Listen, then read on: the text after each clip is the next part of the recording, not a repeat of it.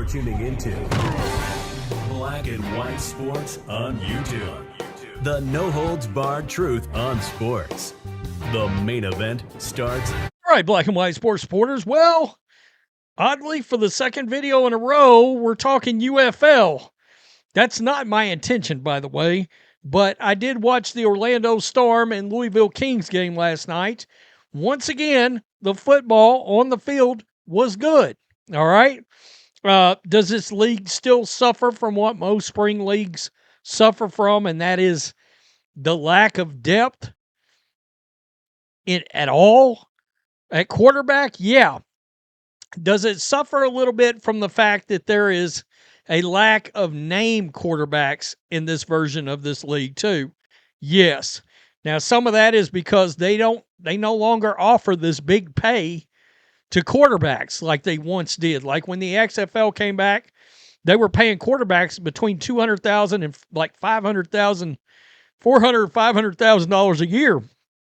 And you had the Landry Jones and some of those guys that were playing in the league. Christian Hackenberg, Zach Mettenberger, those guys were playing in the league because they weren't going to turn down $400,000 or $500,000 since they wasn't in the NFL anymore. But that's not really a optimum game plan as far as making money, right, as a league. And you guys know I've been very vocally praising of this new co-owner, right? Along with, there's Danny Garcia and The Rock, the husband and ex-wife is what they are, and then Mike Rapoli, who owns No Bull.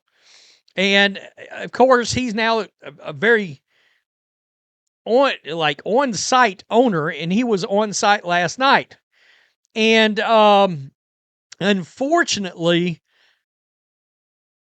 as much as I've praised what this league has looked like, last night didn't go great. All right, there were a couple of things that did not work out last night for the league.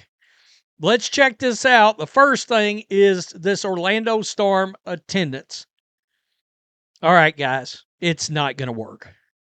It's probably not going to work. And I think you know pretty quickly. The way that Louisville showed up, nearly 15,000 fans, and nearly packed the stadium full, 8,500 fans is not going to work. It's just like Dallas. Dallas is drawing 8,000 to 9,000. It's pretty obvious it's not going to work. All right? I don't know what happened. This is the Orlando Apollos, which was in the Alliance of American Football. And you can see right there, they drew real crowds, 20,000, 20,000, 18,300.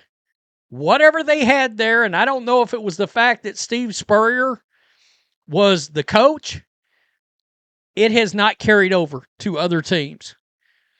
And I do not believe that Orlando is going to be a viable market going forward, which is a shame because the crowd that was there was really into it, and somehow, some way, 8,500 got pretty loud in this game.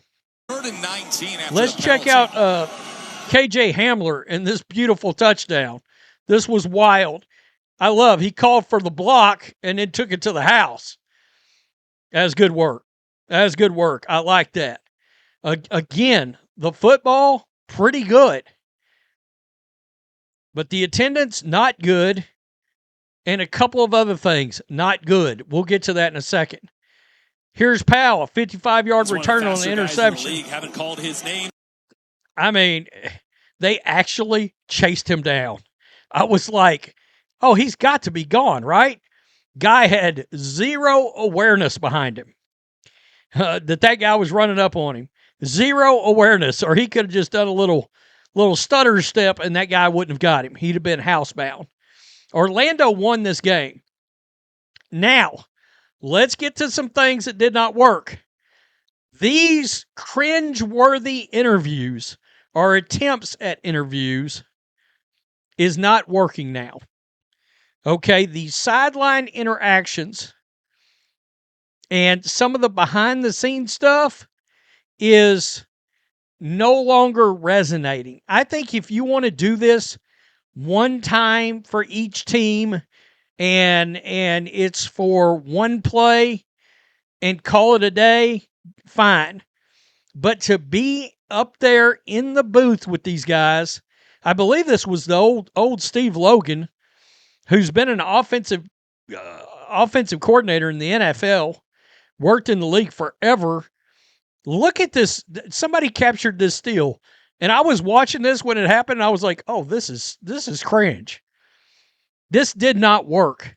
This did not work. It felt like some kind of, and guys, I know this is tongue in cheek, so, don't take it as literal, but it felt a little stalkerish, to be honest with you. All right. It did not work last night.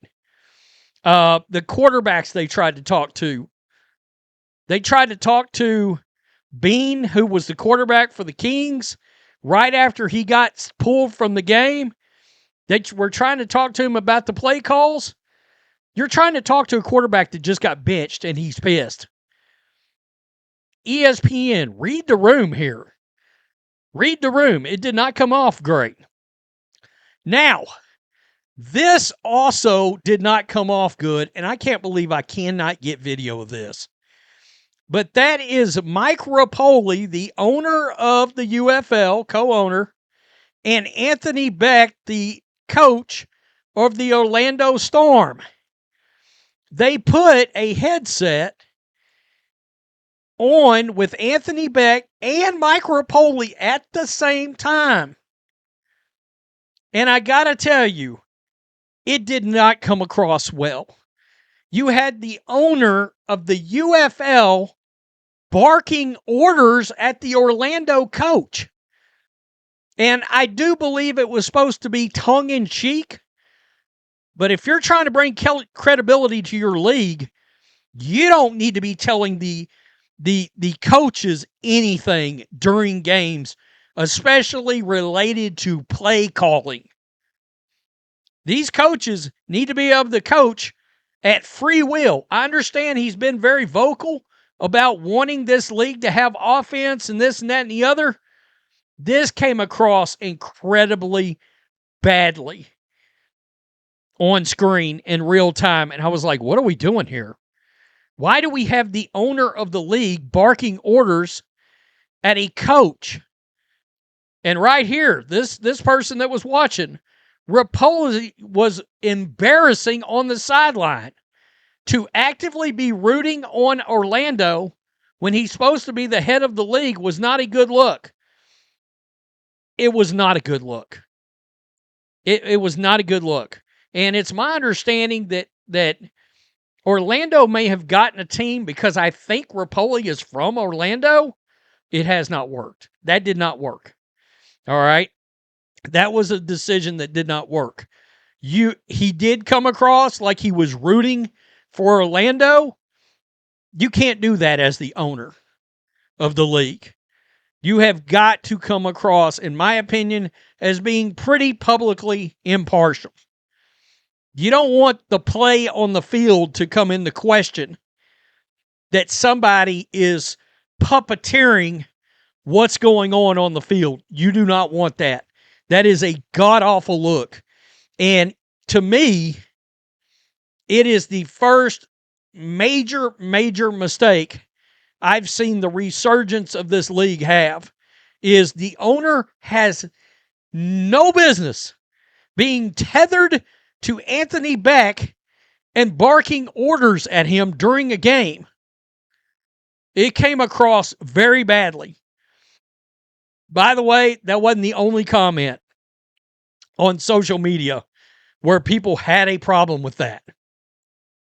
It was a bad look.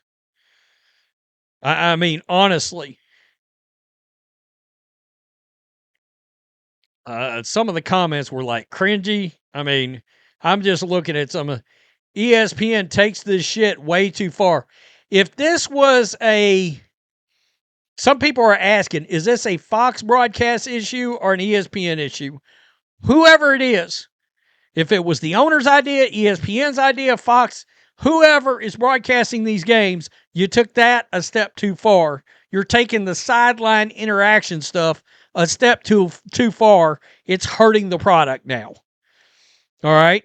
I think I don't have a problem with being up there close to the OCs and DCs and listening in, but they're doing it so much it feels intrusive.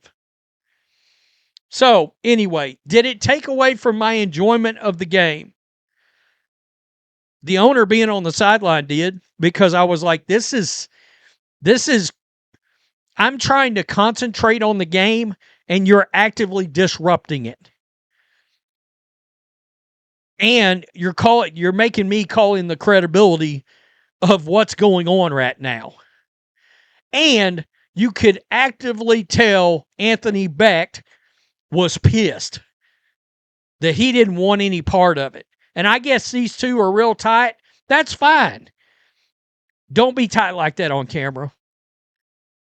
All right. So you guys know I've been very praiseworthy. I will continue to be as long as the product hits right. But this, there was no way I wasn't calling it out.